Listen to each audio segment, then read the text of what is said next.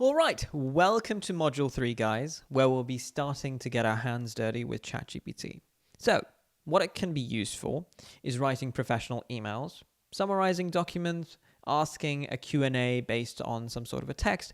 We'll show you how to do this in the demo, but this is not an exhaustive list. There could be way more things that you can be using this for. So let's kind of look at these prompts and let's get into it. So you can be using a bad prompt and also a good prompt for this. So a bad prompt would be something like write an email, and a good prompt is very descriptive. We'll go into details on the anatomy of what makes a good prompt, but this is pretty self-explanatory. Like, summarize this. It won't know what to summarize, so you have to be very, very particular.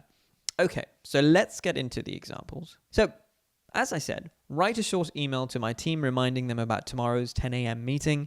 Mention the agenda, product demo, feedback, review, sprint planning. Keep it professional but friendly.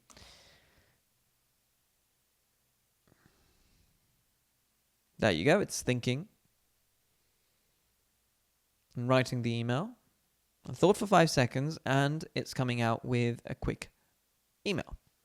So that's one way you can use ChatGPT. The other is summarizing documents. So right now I have the Battle of Waterloo here. Okay, so I'm just gonna have this copy and summarize this for me and talk about the main events during this battle. Okay, so there we go. It kind of talked about like a quick summary,